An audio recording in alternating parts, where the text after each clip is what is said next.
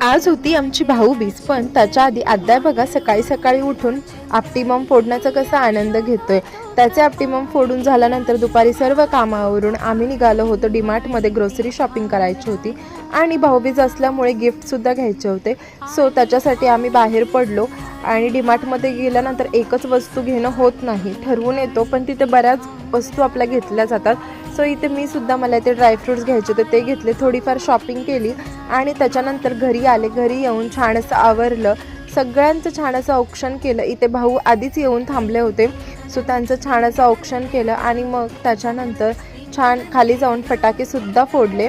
फटाके फोडल्यानंतर जेवण केलं आणि भाऊबीजेचे काही फोटोज मी तुमच्यासोबत शेअर करते आणि तुम्ही भाऊबीज सेलिब्रेट केली का नाही नक्की कमेंट करून सांगा। हा व्हिडिओ जर तुम्हाला आवडला असेल तर नक्की सबस्क्राईब करा आणि असंच सपोर्ट करा। भेटूया उद्या एका नवीन व्लॉगमध्ये, तोपर्यंत बाय।